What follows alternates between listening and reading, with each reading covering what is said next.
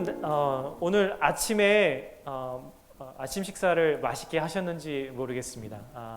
저는 밥을 먹고 꼭 바로 그 다음에 하는 일이 있는데 커피를 내려서 마시는 일입니다. 커피를 너무 좋아합니다. 그래서 근데 요즘에는 조금 절제하려고 하루에 딱 2잔 정도 이렇게 마시려고 하는데요. 저희 둘째가 3살 때까지 꿈이 뭐였는지 아십니까? 자기는 자라서 어른이 돼서 이게 되겠다라고 했던 꿈이 하나 있는데요. 저희 가족들은 너무 잘 많이 얘기해서 그렇겠지만 여러분들에게는 처음 말씀드리는 거라 저희 둘째 딸이 3살 때까지의 꿈이 바로 커피가 되는 것이었습니다. 네. 언뜻 들으시면 이해가 안 되실 거예요. 무슨 커피가 되겠다고? 저도 처음에 들었을 때 되게 놀랐어요. 충격이었어요. 도대체 이 아이가 혹시 지능이 떨어지는 건가? 뭐 이런 여러 가지 생각을 했었는데 곰곰이 생각해 보니까 너무 마음이 따뜻해지더라고요. 이유는 이 아이가 그 어린 나이에 3살 때까지 엄마 아빠가 좋아하는 게 뭘까 이렇게 생각을 이렇게 보다가 아마 그게 커피구나, 너무 그 커피를 사랑하시는구나 라는 생각을 했던 것 같아요. 그래서 내가 자라면 엄마 아빠가 좋아하는 무언가가 돼야지 라고 생각을 했는데 그게 바로 커피였습니다. 저는 여러분들은 언제부터 커피를 드셨는지 모르겠어요. 근데 저는 고등학교에 들어가서 그때 이제 그 당시에 이제 독서실이라는 걸 좀 다니기 시작했는데 동네 신협이라고 해서 신용협동조합이라고 하는 조그마한 은행에서 지역 주민들을 위해서 운영하는 독서실이 있었어요. 그 독서실에 이제 고등학생부터 다니면서 그때 그 앞에 커피 자판기가 있었거든요. 그 당시에 50원이었습니다. 근데 그 50원짜리 그 커피를 마셨던 게 제 인생에서 커피의 첫 시작이었습니다. 그러다가 이제 나이를 먹고 대학을 졸업하고 또 회사에 취직해서 이제 직장 생활을 하면서부터는 하루에 기본 8잔 정도를 이렇게 마셨던 것 같아요. 물론 항상 그때는 젊기도 했지만 지금도 젊지만 그때는 항상 잠이 모자랐던 것 같고요.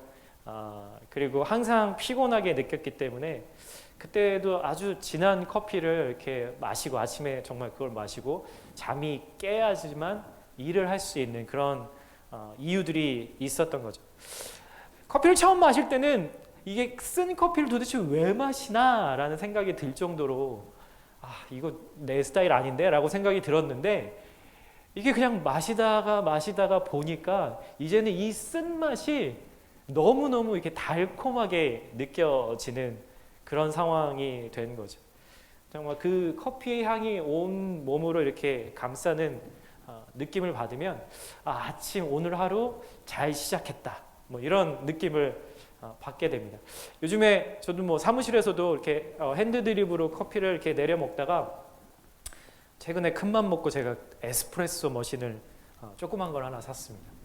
그래서 진짜 막 제가 하고 싶었던 그런 커피 여러 가지 종류들을 요즘에 테스트해 보고 있는데요.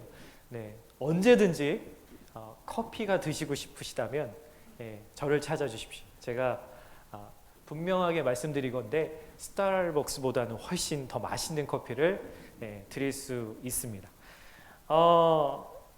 제가 원하는 커피는 되게 좀 특정할지 모르겠어요. 각자가 다 원하시는 스타일들이 다르니까. 저는 되게 스트롱하면서도 약간 단맛이 좀 이렇게 있는, 완전히 물론 에스프레소로 아니면은 아메리카노로 이렇게 연하게 마실 때도 있지만 주로 처음에는 스트롱하게 그리고 설탕을 좀 어느 정도 넣어서 아주 달지는 않게 그게 제가 좋아하는 커피의 테이스트입니다. 근데 어느 날은 가끔씩 이렇게 누구를 만나게 되거나 혹은 이렇게 해서 제가 원하는 스타일의 커피를 마시지 못할 때가 있어요. 그러면 뭔가 이렇게 하루가 시작된 것 같지 않은 그런 느낌이 드는 거죠. 되게 안목사 되게 센시티브하네요. 되게 그렇게 생각하실지 모르겠지만 여러분들에게도 그런 것들이 하나 정도는 있을지 모르겠습니다. 어떤 분들에게는 내가 꼭 원하는 그런 스타일, 여자분들에게는 헤어스타일이라든지 옷을 어떻게 매칭해서 입는지, 액세서리를 뭘 하는지, 어떤 분들에게는 하루를 꼭 뭐 스트레칭, 운동으로 시작하지 않으면 뭔가 좀 이상하고 하루가 제대로 시작되지 않은 것 같은 자신만의 그 프레퍼런스가 분명히 있다라는 거죠. 그걸 뭐 한국말로 기호라고 하지 않습니까? 그 기호가 내가 특별히 원하는 그런 스타일이 되지 않았을 때 우리는 상당히 불쾌한 마음, 심지어는 불안한 마음까지도 갖게 되는 것이죠. 여러분, 그런데요, 이런 것들이 우리가 공동체 안으로 들어갈 때에도 이러한 마음들, 이런 현상들이 일어날 수 있다는 겁니다. 오늘 마가복음 3장에 우리가 함께 묵상하고 이렇게 같이 봉독했던 이 말씀이 여러분 너무나 잘 알고 계시던 말씀이잖아요. 예수님의 12제자네? 오늘 또 목사님이 어떤 얘기를 하시겠군. 그런 것을 이미 추측하신 분이 있을지도 모르겠습니다. 오늘 우리가 읽었던 이 본문은 예수님께서 12명의 제자를 부르셔서 지금 저희와 같은 한 공동체를 지금 이제 처음 시작하시고 세우시는 장면이에요. 사실 그냥 12명이구나, 어느 정도 익숙한 이름이구나. 우리가 미국 사회에서 살면서 여기 12명의 이름들이 참 되게 자주 등장하잖아요. 미국 사람들이 전통적으로 그렇죠.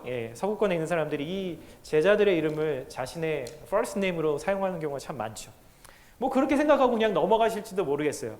그렇지만 오늘 이 공동체로 부르신 이 제자들의 한 명 한 명을 사실 뜯어놓고 보면, 사실 자세히 살펴보면 상당히 이 말씀이 그냥 쉽게 넘어가지 않을 수 있다는 겁니다. 어찌 보면 한 명 한 명 이 제자들의 성격, 이 사람의 배경, 출신, 이런 것들을 살펴보면 이거는 좀 아닌 것 같은데? 예수님이 정말 큰 맘 먹으시고 그 수많은 무리들 가운데 12명을 뽑으셨는데 정말 가능성 있고 누가 보기에도 이거 진짜 잘 되겠는데? 라는 생각을 할 수 있는 사람들이 모이지 않았다는 것입니다. 우리는 그런 경험들을, 나의 경험들을 비춰볼 때 너무도 이 안 맞는 사람들을 예수님이 함께하는 공동체로 불러주셨다는 생각, 그런 생각을 지울 수 없다는 거죠. 제자들의 성격, 그들의 배경, 이 모든 것들이 다 우리가 그런 생각을 하게 만들어 가는 겁니다. 그래서 정말 어찌 보면 이 공동체가 분명히 중간에 깨질 거다, 이거는 성공할 수 없다라고 생각이 들지도 모르겠습니다. 조금 그 이유를 한번 살펴볼게요. 여러분 잘 아시겠지만 이 베드로, 제일 먼저 언급한 제자, 이 베드로, 야고보, 요한, 이 세 사람은 어떻게 보면은 예수님하고 가장 어찌 보면 친밀하게 있었던 사람들이었겠죠. 근데 이 세 사람은요, 여러분들 성격이 어떤지 아세요? 아주 불같은 사람들입니다. 근데 상대적으로 오늘 이 12제자 중에 바돌로메, 우리가 다른 이름으로 아는 건 나다나엘이라고 알고 있는데, 이 바돌로메라는 사람하고는 전혀 맞지 않는 성격입니다. 완전히 핫템포와 아주 차분한 성격의 사람인 거죠. 그리고 여러분들 베드로 잘 아시겠지만 글자도 모르는 교육받지 못한 어부 출신의 사람이었습니다. 근데 마태복음을 지었던 마태, 다른 이름으로는 레위라고 했죠. 이 마태라는 사람은 제사장 교육을 받은, 레위인으로서의 교육을 받은 아주 엘리트였다는 거죠. 그리고 이 바돌롬이라는 사람은 또 공동체의 리더, 그리고 정말 신학적으로도 아주 잘 기반이 쌓여 있었던, 그래서 예수님 앞에 나다네일이라는 사람이 찾아와서 묻지 않습니까? 그래서 정말 신학적인 주제를 가지고 대화를 나눌 정도로 정말 그 당대의 지식인이었고 종교인으로서도 아주 정말 존경을 받는 사람이었는데, 이런 사람들과 베드로와 야고보와 이런 요한 같은 사람들하고는 맞지 않는 거죠. 성격을 또 한번 찾아보면은 아주 셈에 빠르고 이성이 강한, 이성적인 사람이었던 세무사였으니까 그랬겠죠. 마태, 빌립, 그리고 가론 유다도 우리가 잘 아는 것처럼 아주 그 셈이 빨랐던 사람이었어요. 그런데요, 이 베드로와 야고보 같은 사람들은 무턱대고 일부터 저지르는 아주 감성이 먼저 충만한 그런 사람이었던 거죠. 어찌 보면요, 이 12명의 사람들을 이렇게 대놓고 보면 물과 기름과 같은 그런 존재들이 그 사람들이 이렇게 모여 있는 거예요. 또 한 가지 너무 놀라운 사실은 뭐 정말 알카에다, 아이시스 같은 무리의 멤버였던 시몬, 그리고 오늘 12명의 제자 중에서 야고보라는 인물이 2명이 나오는데 서로 다른 인물이죠. 그래서 큰 야고보, 작은 야고보라고 이렇게 부르는데 이 시몬과 작은 야고보는 민족주의자였어요. 무력으로 로마와 결탁해서 민족을 어렵게 만들고 팔아먹으려고 하는 자들을, 특히 이 세리 마태 같은 자들을 암살하는 그 무리 가운데 있었던 사람이었습니다. 도무지 한 공동체에 있다는 것 자체가 상상할 수 없는 인물들, 그 12명의 제자들을 곰곰이 면밀히 살펴보면 이건 진짜 이건 말이 안 되는 건데? 라는 생각을 하게 되는 거죠. 그것뿐만이 아닙니다.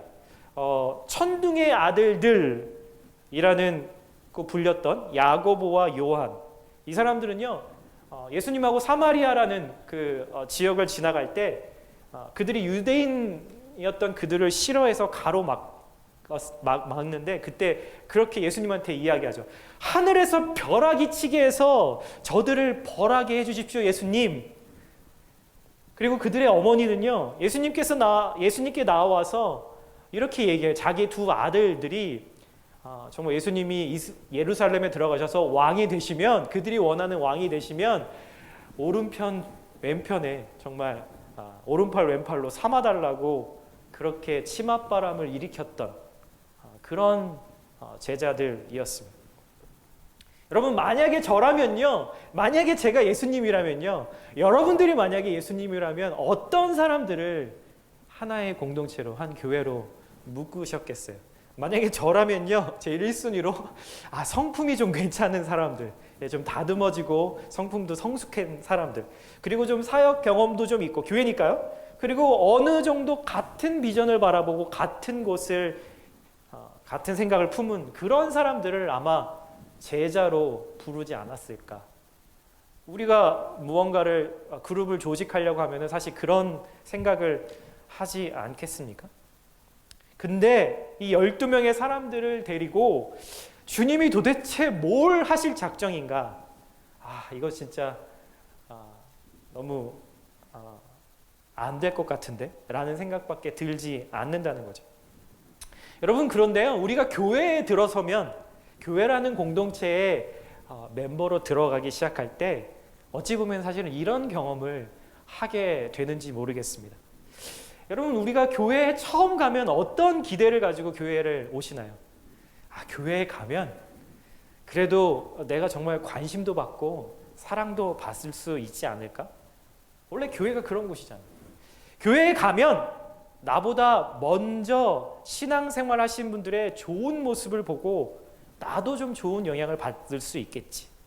그리고 내 마음과 영혼도 좀 나아지고, 그리고 나도 그런 사람이 될 수 있을 거야 라는 생각. 저도 처음에 교회를 갈 때 그런 기대 했었습니다. 그래서 많은 교회들이 광고할 때 이런 문구들을 쓰죠. 마태복음 11장 28절의 말씀, 수고하고 무거운 짐진 자들아 다 내게로 오라, 내가 너희를 쉬게 하리라. 이 말씀 교회를 처음 나온 사람에게도 이 말씀을 들으면 왠지 이곳에서 안식이 있고 쉼이 있고 평안이 있을 것 같은 그런 기대를 하고 오는 거죠. 그리고 뭐 또 다른 말씀들, 너희는 여호와의 선하심을 맛보아 알지어다.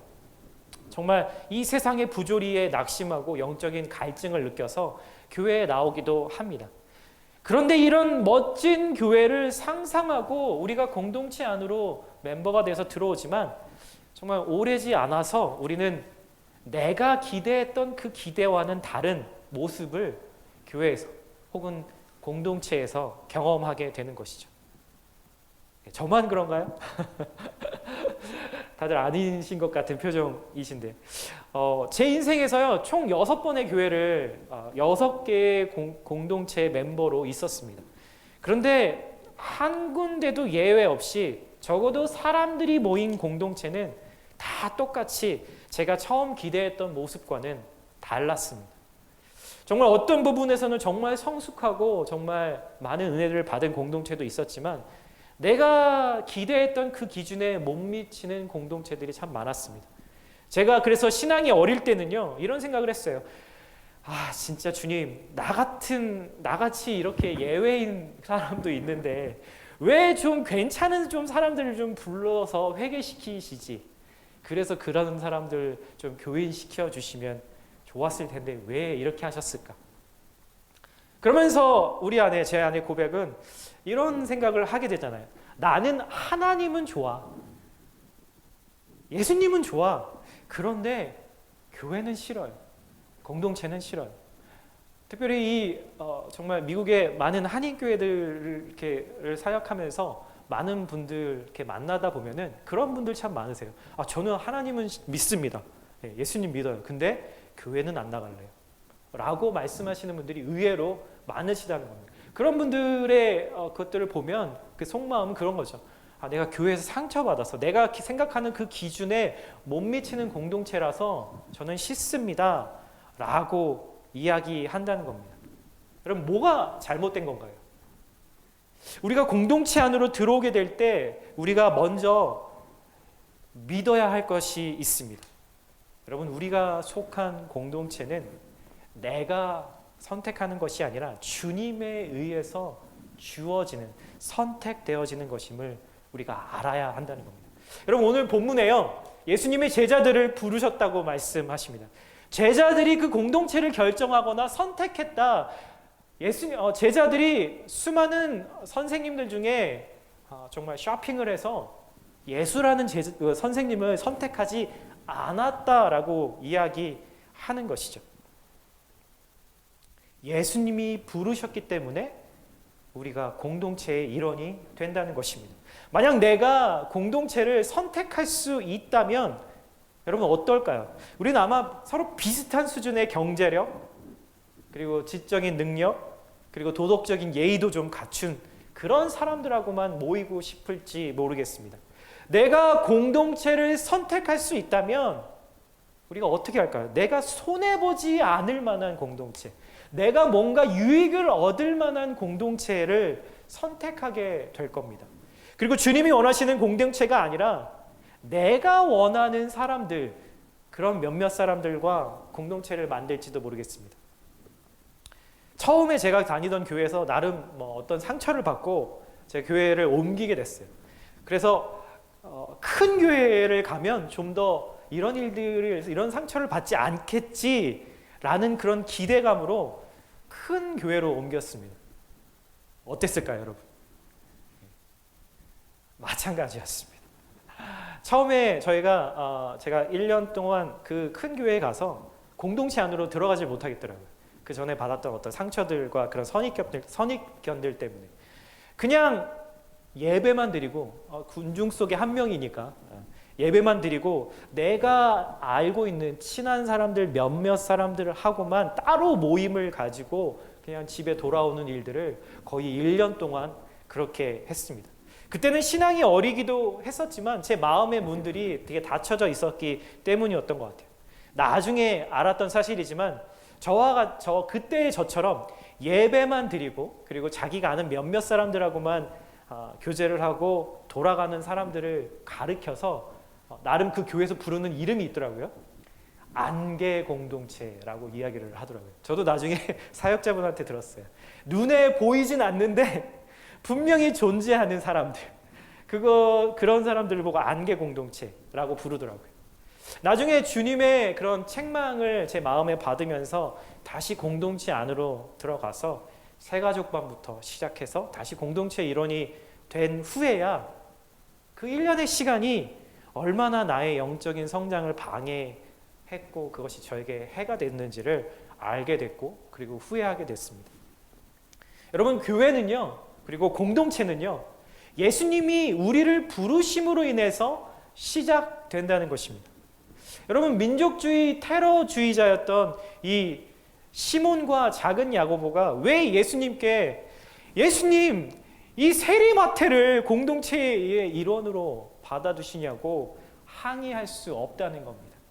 나와 맞지 않는 사람들 혹은 나와 맞는 사람들, 내가 원하는 사람들이 모인 곳이 교회가 아니기 때문입니다. 주님이 원하시는 사람들, 주님이 함께 하기를 원하시는 그런 영혼들을 주님이 부르신 곳이 바로 교회고 공동체이기 때문입니다. 그래서 마가복음 2장 16절에서 17절에 이렇게 이야기합니다. 바리새인의 서기관들이 예수께서 죄인 및 세리들과 함께 잡수시는 것을 보고 그의 제자들에게 이르되 어찌하여 세리 및 죄인들과 함께 먹는가? 여러분 17절 한번 읽어주시겠어요? 예수께서 들으시고 그들에게 이르시되 건강한 자들에게는 의사가 쓸데없고 병든 자에게라야 쓸데있느니라. 나는 의인을 부르러 온 것이 아니요 죄인을 부르러 왔노라 하시니라. 여러분 예수님은 의사시고 공동체는 마치 병원과 같다는 것입니다. 저와 여러분 모두는 죄라는 그 질병 때문에 고침받기 위해서 예수님이 구원하시기 위해서 우리를 공동체의 일원으로 불러주셨다는 겁니다. 우리는 대개 우리가 원하는 바가 아니라 무언가가 주어질 때 두 가지 반응을 하죠. 그것을 받아들이거나 혹은 그것을 거부하거나. 여러분 교회 공동체 안으로 들어올 때 여러분들이 경험하게 되는 것, 여러분들이 정말 심각하게 경험하게 되는 게 뭐가 있을까요? 내가 가장 싫어하는 스타일, 성격, 내가 가장 거부하고 싶은 그런 부류의 사람을 가장 먼저 그리고 가장 가까이서 만나게 된다는 겁니다. 나는 그냥 그 싫은 그 사람, 저 사람만 없으면 좋겠다 라고 이런 생각을 하게 되지만 그런 부류의 사람이 다른 사람에게는 그게 바로 나일 수 있다는 불편한 진실인 거죠. 여러분 이걸 모르고 내가 좋아하고 나랑 통하는 사람하고만 교회 안에서 교제하기 시작하면 이거는 역으로 공동체 안에서 다른 사람들을 분리하게 되는 그런 죄를 범하게 되는 것이죠. 그렇다면 왜 이런 오합지졸과 같은 정말 섞일 수 없을 것 같은 그 12명의 제자들 잘 될 가능성이 요즘 말로 1도 없는 사람들을 한 공동체로 모으셨을까요? 우리가 어떻게 보면 이 현실을 부정할 수는 없지 않습니까? 사기꾼과 창녀들과 함께 식사하시고 교제하셨던 그 예수님의 모습을 우리가 바꿀 수 있나요? 나는 저 사람들하고 어울리기 싫으니까 예수님 그들하고 가까이 지내지 마세요. 그런 사람들을 부르지 마세요. 그런데요, 오합지졸과 같은 저와 여러분들을 모으신 예수님의 목적은 바로 내가 너희를 사랑한 것 같이 너희도 서로 사랑하게 함이라. 요한복음 13장에 말씀하신 그 말씀 때문이라는 겁니다. 그래서 요한복음 13장 34절에 이렇게 두 구절의 말씀이 있습니다. 제가 한번 읽어보도록 할게요. 새 계명을 너희에게 주노니 서로 사랑하라. 내가 너희를 사랑한 것 같이 너희도 서로 사랑하라. 너무나 잘 아는 말씀이죠. 근데 이 35절의 말씀이 아주 백미입니다. 너희가 서로 사랑하면 이로써 모든 사람이 너희가 내 제자인 줄 알리라. 우리가 서로 사랑하면 믿지 않는 사람들, 교회 밖에 있는 사람들조차도 저 사람들이 바로 주님의 제자구나, 주님의 공동체구나 라고 그들이 확증해 준다는 것입니다. 사랑하는 성도 여러분, 우리가 스스로 제자라고 부른다고 우리가 제자가 되지 않습니다. 우리가 스스로 우린 교회야 라고 말한다고 진정한 교회가 되지 않는다는 것입니다.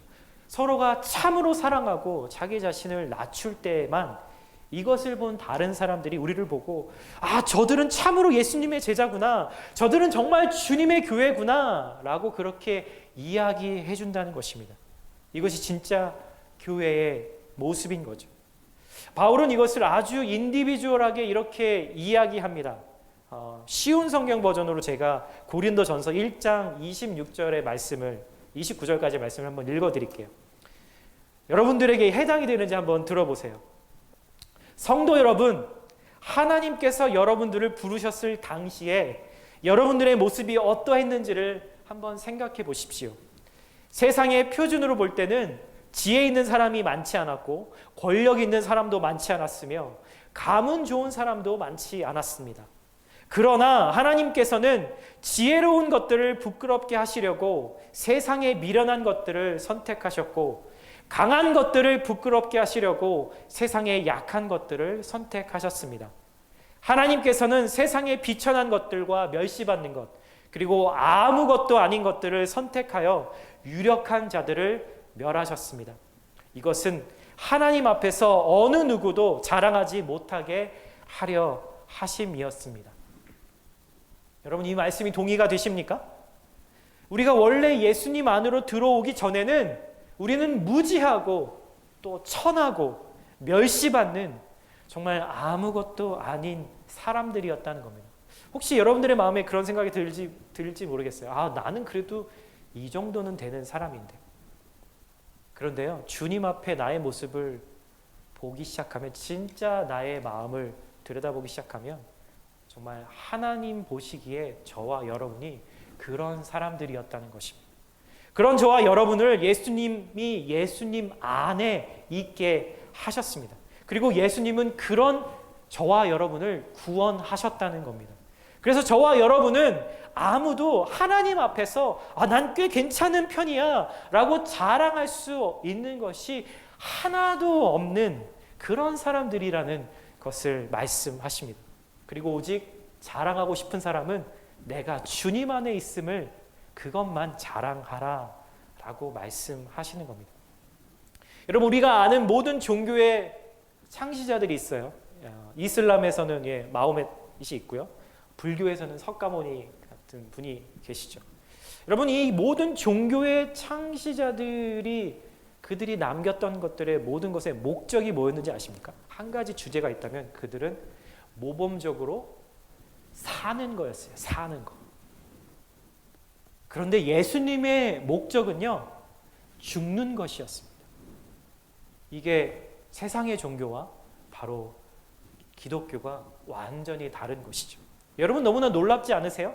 예수님은 마가복음 10장 45절에 이렇게 말씀하세요. 인자가 온 것은 섬김을 받으려 함이 아니라 도리어 섬기려 하고 자기의 목숨을 많은 사람의 대속물로 주려 함이라 라고 말씀하십니다. 여러분, 죽기 위해 왔다는 겁니다. 수많은 사람들이 자신의 전기를 씁니다. 이 종교의 창시자들도 자신의 경전들을 만들었죠. 근데요, 그들의 경전과 이 수많은 전기와 성경의 말씀이 무엇이 다르냐면, 여러분, 모든 사복음서를 다 읽어보시면 아시겠지만 이 복음서의 하나의 주제는 뭐냐면 예수님이 죽으려 하셨다, 그리고 죽으셨다라는 것입니다.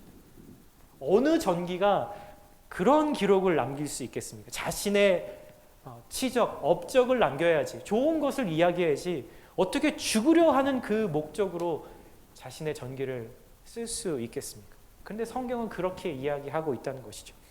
이렇게 말도 안 되는 12명의 제자들, 즉 저와 여러분 같은 사람들을 한 공동체로 교회로 묶어주셔서 그 안에서 예수 그리스도의 생명이 들어가게 하셔서 서로 사랑하게 하시는 그 방법은 바로 서로 죽는 것이라고 말씀하고 있는 것이죠. 여러분, 이것을 생각하면서 저는 어떤 영화의 한 장면이 떠올랐습니다. 정말 되게 감명 깊게 봤던 영화인데요. 아까 잠깐 제가 실수로 보여드렸습니다. 이순신 장군의 명량이라는 영화입니다. 여러분, 나온 지 꽤 됐으니까 보신 분도 계시고 또 기억이 잘 안 나시는 분도 계실지 모르겠지만 우리 너무나 잘 알고 있는 역사적인 사실이죠. 12척의 배밖에 남아있지 않은 상태에서 전투를 앞두고 죽음의 그 두려움에 휩싸인 사람들, 그들과 함께, 그 이순신 장군과 함께 했던 리더들이 다 도망가지 않습니까? 이 전쟁은 불가능합니다. 우리는 반드시 지고 말 것입니다. 그러니까 우리는 도망가서 우리가 살아야겠습니다 라고 하면서 이순신 장군의 배 한 척만 남기고 다 뒤로 후퇴하죠. 그런데 이 이순신과 아들의 대화가 정말 백미입니다. 여러분들도 혹시 기억하시는지 모르겠어요. 그 아들이 이순신 장군에게 그렇게 진지하게 묻습니다. 아버지, 어떻게 하면 이 전쟁에서 이길 수 있겠습니까? 어떻게 하면 이 어려움을 우리가 이길 수 있겠습니까? 라고 질문을 합니다. 그랬더니 이 이순신 장군이 그렇게 얘기를 해요. 이 두려움을, 사람들에게 퍼져 있는 이 두려움을 용기로 바꿀 수만 있다면 100배, 1000배 엄청난 힘으로 나타날 것이다. 근데 그 아들이 이 말을 듣고 이해가 되지 않는 거죠. 저도 이해가 되지 않는 거죠. 그래서 다시 그 아들이 아버지에게 묻습니다. 그렇다면 그렇게 하려면 우리가 어떻게 해야 합니까? 아버지, 어떻게 해야 합니까? 그랬더니 이 이순신 장군이 이 이야기를 합니다. 죽어야겠지, 내가. 저는 이 대사를 들었을 때 정말 온 몸이 막 이렇게 전율이 흐르더라고요. 결국 여러분, 이순신은 자신을 죽은 자로 여기면서 도망쳐서 자신의 목숨을 살리려고 하는 자들 앞에 나아가서, 제일 앞에 나아가서 죽음의 길로 나아갑니다. 죽음 앞에 당당히 서 있는 이 이순신 장군을 보면서 각자 자신의 의견, 내가 존중받아야 되고 내 의견이 옳다라고 말했던, 그래서 하나가 될 수 없었던 이 공동체가 죽기를 결단하고 공동체 안으로 들어온 이 어려움과 맞서 싸워서 마침내 불가능한 일을 가능으로 만들어내게 되는 것이죠. 참으로 충격적이면서도 참으로 감동이 되고 시원한 장면이었습니다. 공동체 안에서 나의 기대와 다른 것들 때문에 고민하고 어려워하는 우리들의 모습과 비슷하고 또 그에 대한 올바른 해답을 주고 있다는 생각이 들었기 때문입니다. 사랑하는 성도 여러분, 누군가를 사랑한다는 게 여러분 쉬우세요? 결코 쉽지 않습니다. 저는 제 자녀들을, 제 아내를 사랑하는 일도 쉽지 않습니다.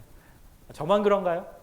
정말 이 사랑이라는 것은 내 힘으로 할 수 없는 일이라는 것을 세월이 흐를수록 더 깊이 깨닫게 되는 것이죠.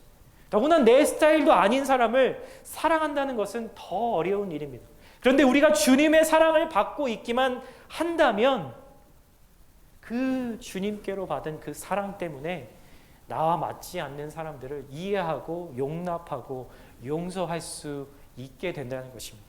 그것이 바로 교회를 세우신 주님의 뜻이라고 생각하고 또 그렇게 말씀하신 것이죠. 제가 며칠 전에 저녁으로 콩나물 비빔밥을 먹었습니다. 네. 배가 고프신 시간인데 제가 먹는 걸 얘기해서 죄송한데 말씀을 준비하고 있다가 솔직히 입맛이 하나도 없는 상태에서 계속 무언가를 생각하면서 먹기 시작했어요. 좀 웃긴 얘기일지 모르겠지만 문득 이렇게 반찬 남아 있는 것들을 다 이렇게 넣어갖고 콩나물이랑 같이 비벼갖고 고추장을 넣고 막 이렇게 해서 간장 소스를 넣고 이렇게 비벼서 먹는데 마치 그 물끄러미 남은 반찬들과 이 샐러드를 이렇게 보면서 그냥 문득 그런 생각이 드는 거예요. 이 친구들도 그닥 기분 좋은 느낌은 아닐 수 있겠구나. 내 원래의 모습에 미끈미끈한 참기름이 들어오고 또 재채기를 하게 만들고 몸을 욱신욱신하게 만들 수 있는 고춧가루가 들어오고 나의 숨을 멎을 만큼 짜릿짠 그 간장이 들어오고 내 피부에 종기가 난 것처럼 정말 깨소금이 들어온다면 마치 그 나물은, 샐러드는 원래 본인의 자신의 모습을 잃어버렸다라고 생각할지 모르겠습니다.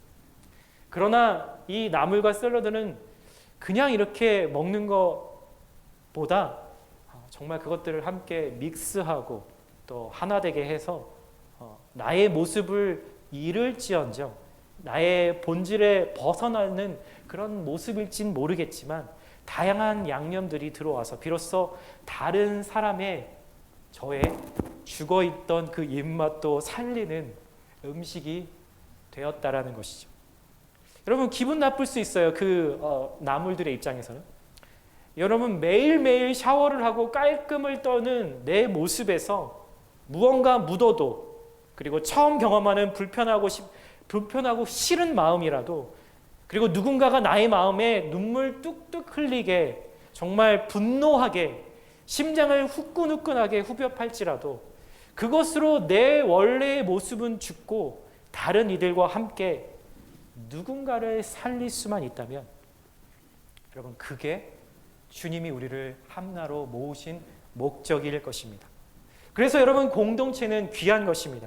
코로나 상황에서도 여러분들 주님을 예배하고자 발걸음한 우리에게 주님은 말씀만 주시는 것이 아니라 그 말씀을 실천하고 실행하고 훈련할 공동체를 주셔서 그 안에서 깨어지고 깎이고 다듬어지는 기회를 우리에게 주고 계신다는 겁니다.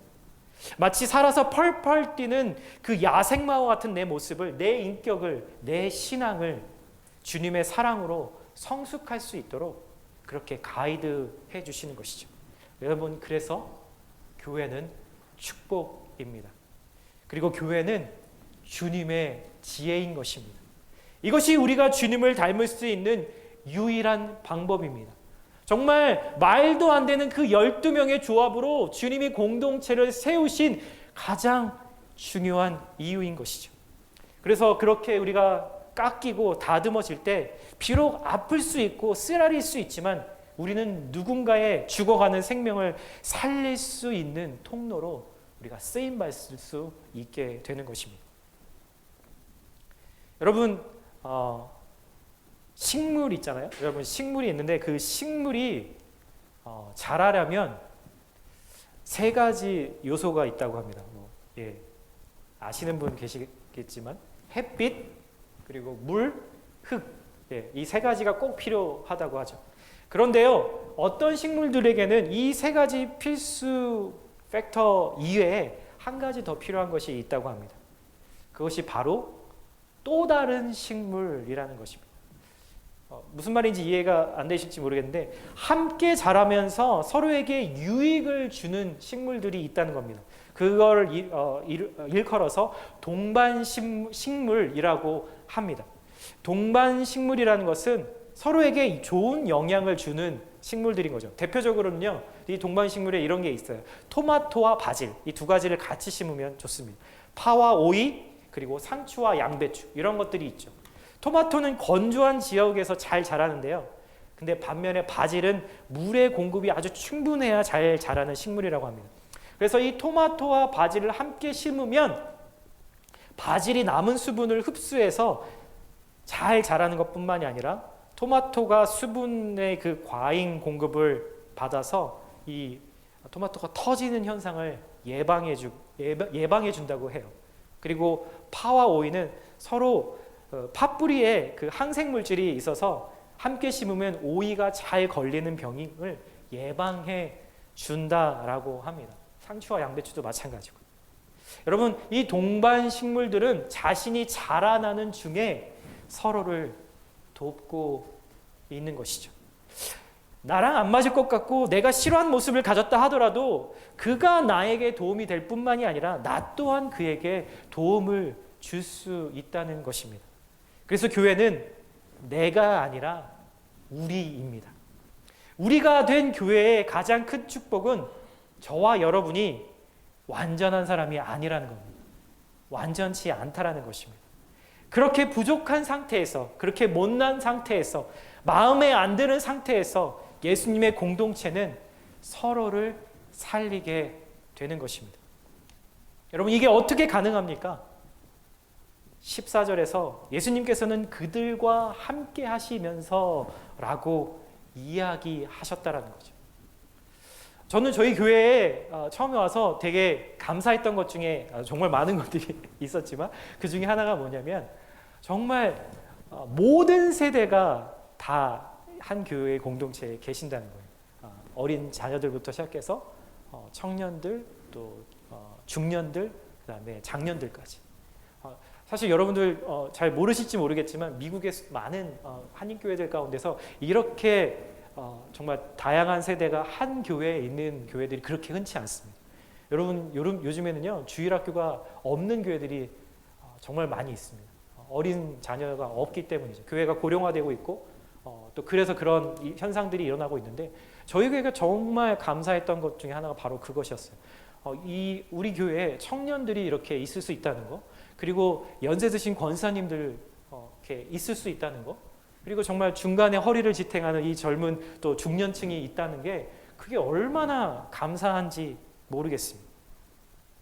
여러분, 예수님께서요 이 공동체를 하실 수 있었던 가장 중요한 이유는 예수님이 그들과 함께 계셨다라고 말씀하신 14절의 핵심이 있습니다. 우리가 공동체의 지체가 되었다면 우리는 여러분 먼저 예수님과 먼저 함께 거해야 합니다. 다른 사람들에게 먼저 손을 내밀 수도 있겠지만 우리가 그러한 섬김들, 하나됨을 할 수 있기 위해서는 먼저 주님과 커넥되어야 한다는 거죠. 그래서 이렇게 함께 예배드리고 매일 저와 여러분들의 삶에 그분을 예배하는 삶이 먼저 우선시 되어야 한다는 겁니다. 그것이 먼저 프라이어리티가 될 때 주님의 말씀을 저와 여러분들의 삶을 통해서 우리가 전할 수 있게 되고 또 성령의 권능도 우리가 행하게 되는 것이죠. 예수님은 이들을 제자로 부르셨을 때 다른 것 하지 않으셨어요. 예수님이 그들을 불러갖고 기도원에 들어가셔서 9박 10일 동안 집회를 하셨거나 혹은 그들을 데리고 정말 좋은 세미나, 정말 훌륭한 강사 있는 곳으로 데리고 가셔서 그들과 세미나를 하시지 않으셨습니다. 예수님은 이들을 부르셔서 그냥 함께 먹고 함께 이야기하고 그 이야기를 들어주고 함께 아파하고 또 함께 웃으셨습니다. 우리가 공동체로 하나됨으로 이게 나아갈 수 있는 유일한 방법은 서로가 그런 주님과 교제하고 그 주님을 바라보는 것이죠. 여러분 한 분 한 분이 다 예수님을 바라보신다면 그 안에서 우리는 하나가 될 수 있다고 이야기하는 것입니다. 내가 혹은 우리가 이전에 어떤 사람이었고 지금 내가 어떤 사람인지가 중요한 게 아니라 주님이 지금 우리에게 어떤 일을 행하시고 계시는 건지, 그리고 어떤 일을 행하실지를 더 중요한 것으로 우리가 생각하게 될 때 그것이 진짜 교회가 되어가는 비결인 것입니다. 그리고 교회의 능력은 그렇게 하나됨에서 나오게 되는 것이죠. 사랑하는 성도 여러분, 오늘 주님께서 여러분에게 도전하고 계십니다. 나와 함께 있자꾸나. 그리고 저들과도 함께 있자꾸나. 오늘 우리에게 그렇게 말씀하시면서 말씀과 함께 기쁨으로 반응하는 저희 공동체 칼라마주 한인교회가 되기를 정말 예수님의 이름으로 진심으로 축복드립니다. 아멘. 아멘.